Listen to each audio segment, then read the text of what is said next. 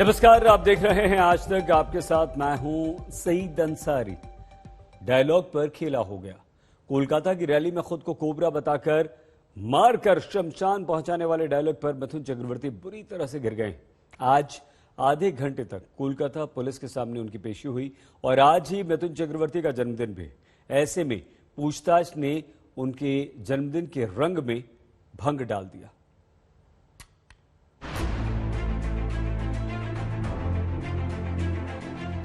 আর সেটাই আমি। আমার নাম মিঠুন চক্রবর্তী। আমি যা বলি তা করে দেখাই। আমি জল ঢোড়াও নই, বেলে বোড়াও নই। আমি একটা কোবরা, গোখরো আমি। बीजेपी के मिशन बंगाल में इस डायलॉग से धांसू एंट्री मारने वाले मिथुन चक्रवर्ती के साथ खेला हो गया। জল ঢোড়াও নই, বেলে বোড়াও নই। আমি একটা কোবরা, গোখরো আমি। আমি জল ঢোড়াও নই, বেলে বোড়াও নই। আমি জাত গোখরো, এক ছোবলে ছবি। আর সেটাই আমি। আমার নাম মিঠুন চক্রবর্তী। আমি যা বলি তা করে দেখ। 7 मार्च 2021 को जब अपने ही अंदाज में मिथुन चक्रवर्ती ने बीजेपी में शामिल होने के साथ ये डायलॉग बाजी की थी, तब उन्हें भी अंदाजा नहीं होगा कि खुद को कोबरा बताने वाले इस डायलॉग के लिए कानूनी धाराएं उन्हें डस लेंगी। জানি আপনারা আমার ওই ডায়লগটা শোনার জন্য ওয়েট করছেন। হ্যাঁ জানি জানি। মারবো এখানে, লাশ পড়বে শ্মশানে। जो मिथुन कह रहे थे कि मारूंगा यहाँ और लाश शमशान में जाकर गिरेगी, उन्हें कोलकाता में मारे गए डायलॉग के लिए मुंबई से वर्चुअल पूछताछ में जवाब देना पड़ रहा है। पश्चिम बंगाल चुनाव से पहले मिथुन चक्रवर्ती बीजेपी में शामिल हुए थे। कोलकाता के ब्रिगेड परेड ग्राउंड में प्रधानमंत्री नरेंद्र मोदी की रैली में उन्होंने बीजेपी का दामन थामा था। आज तो हमारे बीच बांग्लार छेले मिठुन चक्रवर्ती जी भी है। उनकी जीवन गाथा संघर्ष और सफलता के अद्भुत उदाहरणों से भरी हुई है। अपनी सफलता का पुण्य वो लोकनाथ बाबा के आशीर्वाद से सामान्य जनों तक पहुंचा रहे हैं। बीजेपी के मिशन बंगाल में मिथुन ने पूरा जोर लगाया, फिर भी वो अपने अंजाम तक नहीं पहुंच सका। वहीं दीदी यानी ममता बनर्जी चुनावी खेला में बाजी मार गई। ममता बनर्जी तीसरी बार मुख्यमंत्री पद पर काबिज हैं। वहीं मिथुन चक्रवर्ती बंगाल के सियासी संग्राम से दूर मुंबई जाकर भी अपने डायलॉग के लिए पूछताछ का सामना कर रहे हैं। वो भी उस दिन जिस दिन वो अपने जन्मदिन की खुशियों में डूबे थे। उनके जन्मदिन का स्वाद कोलकाता पुलिस ने कड़वा कर दिया जब उसने मुंबई में मौजूद मिथुन से लगभग आधे घंटे तक वर्चुअली पूछताछ की। मिथुन चक्रवर्ती ने बीजेपी के लिए पूरे पश्चिम बंगाल में कई जगहों पर प्रचार किया था। रैलियों में पब्लिक डिमांड पर उन्होंने कई बार ये दोनों डायलॉग मारे थे। तृणमूल कांग्रेस को इन पर आपत्ति हो गई। 6 मई 2021 को टीएमसी के एक कार्यकर्ता ने एफआईआर दर्ज कराई। आरोप लगाया कि ये डायलॉग राज्य में चुनावी हिंसा का कारण बने। यही नहीं, चुनाव के बाद हुई हिंसा के लिए भी मिथुन जिम्मेदार हैं। उनके खिलाफ आईपीसी की धारा 504, 505, 153A, 120B के तहत मामला दर्ज किया गया था। मिथुन चक्रवर्ती को शायद ही थोड़ा सा गुमान था कि कोलकाता में प्रधानमंत्री की ब्रिगेड परेड रैली में उनका बोला गया डायलॉग उनके गले की हड्डी बन जाएगा।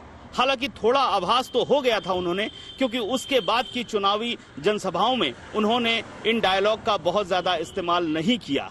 और सबसे बड़ी बात है कि इन दोनों डायलॉग का उन्होंने इस्तेमाल जितना बीजेपी के लिए नहीं किया, उससे ज्यादा टीएमसी की जनसभाओं में किया। लेकिन मामला और मुकदमा उन पर अभी हुआ।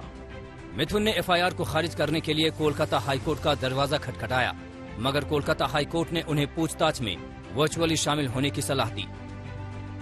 इसके बाद सुबह 10:05 पर कोलकाता पुलिस ने मिथुन से पूछताछ की।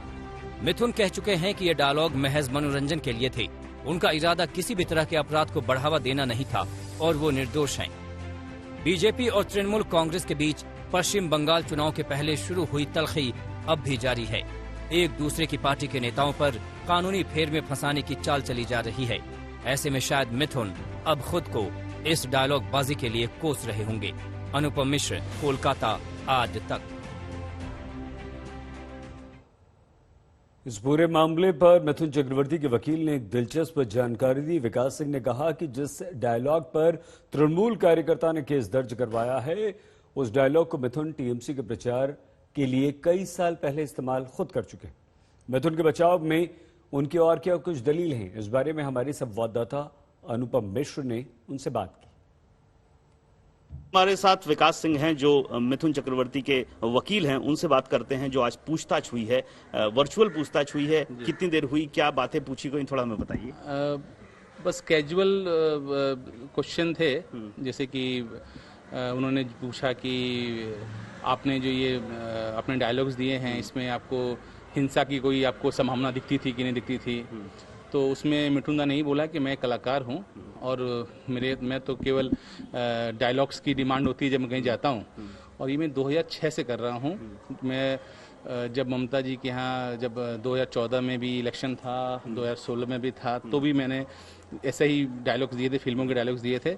तो ये सडनली अभी कैसा ये हो गया कि इससे अब हिंसा बढ़ गई, तो यही सब बातें हुई और कोई खास विशेष नहीं। और उन्होंने कहा है कि अगर फिर दरकार पड़ेगा तो फिर दोबारा हमें पूछताछ के लिए बुलाएंगे, जिसके लिए हम रेडी हैं, और जब बोलेंगे तो हम फिर वापस अपील करेंगे। ये मामला क्या था, थोड़ा हमें बता दीजिए। ये मामला एक तृणमूल के एक नेता ने एक FIR फाइल किया था अगेंस्ट द मिथुन चक्रवर्ती, ये कहते हुए कि इनकी जो 2 विख्यात जो डायलॉग्स हैं पिक्चर की, मूवीज की, उसके कारण ही ये हिंसा जो बंगाल में जो हिंसा हुई है वो उसका एक सूत्रधार है। वो दो डायलॉग शायद वही है। ये एक डायलॉग है आपका कि मारबो खाने लास्ट पोर्ट शशान है, एक ये है, और दूसरी जो डायलॉग है वो ये है कि कोबरा वाला। बस ये 2 डायलॉग है। इसको लेके उन्होंने एक छोटा, जबकि उसमें कोई केस मेड आउट नहीं हुआ है, ये प्योर एग्जाम्पल है कि कैसे मिसयूज कर सकते हैं आप कोई भी प्रशासन को। पुलिस ने बिना कोई इंक्वायरी के, बिना कुछ के उन्होंने FIR लॉन्च कर दिया। हमने हाईकोर्ट मूव किया था। हाईकोर्ट के दिन जो एडवोकेट जनरल थे उन्होंने टाइम मांगा था। हमारे भी जो सीनियर एडवोकेट थे मिस्टर जेठमलानी साहब, वो सुप्रीम कोर्ट में कोई मामला कर रहे थे, तो हमने भी थोड़ा आधा घंटे का समय मांगा था। जज ने कहा कि इसको हम अगले सप्ताह आने वाले शुक्रवार को फिक्स किया है, और तब तक हमें कहा कि आप कोऑपरेट करिए विद इन्वेस्टिगेशन एजेंसी, अगर जरूरत पड़े तो उनसे आप बात कर लीजिए, लेकिन वो वर्चुअल होगा। आपको क्या लगता है पूरा मामला राजनीति से प्रेरित है? इसमें कोई मैंने किसी की जरूरत ही नहीं है कि कोई आप लीगल आदमी को बताए। ये तो एक सामान्य आदमी समझ सकता है कि ये एकदम राजनीति से है, और इसमें कोई तरह का कहीं से भी कोई केस में डाउट नहीं होता है। ये फिल्मी डायलॉग है, सेंसर्ड अप्रूव्ड होता है सारा film. During the election commission ने एक भी बार कोई नोटिस नहीं दिया मिठुन दा को, और मिठुन दा ने जब कंट्रोवर्सी हुई थी कि कोबरा बोल के, उन्होंने उसके बाद कोई भी डायलॉग नहीं बोला है। केवल एक बार, वो भी उन्होंने ब्रिगेड में कहा था, उसके उन्होंने केवल साइन और साइन से बोलते थे, कभी वर्ड नहीं यूज करते थे। और जो एक और जो डायलॉग है वो तो कभी बोला ही नहीं है। ये डायलॉग जो था मारबो खान है, ये तो 2016-2014 में TMC के लिए बोला था, बीजेपी तो बोला ही नहीं है। लेकिन ठीक है, अब एलिगेशन लोगों ने लगाया है, लगा दिया है, और हम लीगली जवाब देंगे। मिथुन चक्रवर्ती के वकील इस मामले को राजनीति से प्रेरित बता रहे हैं। दरअसल पश्चिम बंगाल चुनाव से पहले उनके बीजेपी में शामिल होने पर टीएमसी ने उन्हें नक्सली तक कह दिया था। हालांकि मिथुन ने किसी भी राजनीतिक दल को लेकर कभी इस तरह का कोई बयान नहीं दिया।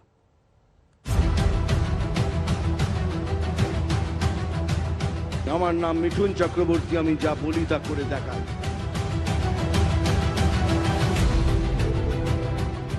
আমি একটা কোবরা, গোখরো আমি।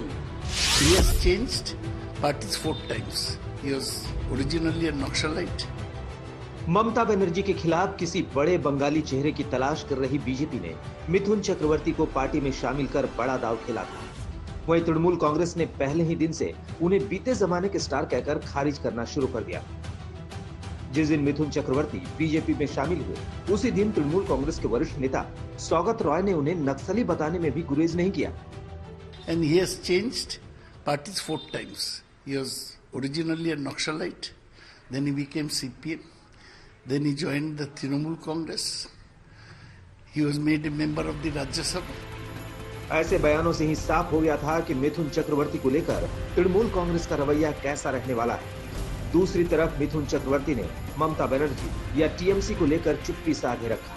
उन्होंने पश्चिम बंगाल चुनाव में बीजेपी की रैलियां की, रोड शो किए, कई बार मीडिया के सवालों का सामना भी किया, मगर ममता बनर्जी या टीएमसी या किसी भी सियासी दल को लेकर एक शब्द नहीं कहा। ऐसे में उनके पास लोगों को अपनी ओर खींचने का एक ही जरिया था और वो था फिल्मी डायलॉग। अलग अलग रैलियों में मिथुन चक्रवर्ती ने इनके जरिए भीड़ का मनोरंजन किया और अब यही उनके लिए मुसीबत बन गए। उनके खिलाफ कोलकाता के मानिकलता थाने में दर्ज कराया गया मामला भी पूरी तरह सियासी माना जा रहा है। दरअसल बीजेपी में मिथुन चक्रवर्ती के शामिल होते ही तृणमूल कांग्रेस हमलावर हो गई थी। उसने मिथुन चक्रवर्ती के बयानों को तृणमूल कांग्रेस को खत्म करने की चेतावनी के तौर पर लिया। उसने माना कि मिथुन के डायलॉग ये इशारा कर रहे हैं कि ममता बनर्जी लोगों का हक छीन रही है। दूसरी तरफ मिथुन चक्रवर्ती इन आरोपों की परवाह किए बगैर बीजेपी के प्रचार में जुटे रहे। उन्होंने बाबुल सुप्रियो और श्रावंती चटर्जी समेत बीजेपी के कई उम्मीदवारों के लिए रोड शो किए। यही नहीं, मिथुन चक्रवर्ती ने इन चुनावों में एक वोटर की जिम्मेदारी भी निभाई। उन्होंने कोलकाता में मतदान भी किया। मिथुन की कोशिशों से बीजेपी के कुछ उम्मीदवारों को जीत भी मिली, लेकिन बीजेपी का मिशन बंगाल अधूरा रहा। मिथुन एक बार फिर मुंबई लौट गए हैं, लेकिन बंगाल चुनाव में किए गए प्रचार से जुड़ा मामला वहां भी उनका पीछा नहीं छोड़ रहा है। अनुपम मिश्र, कोलकाता, आज तक।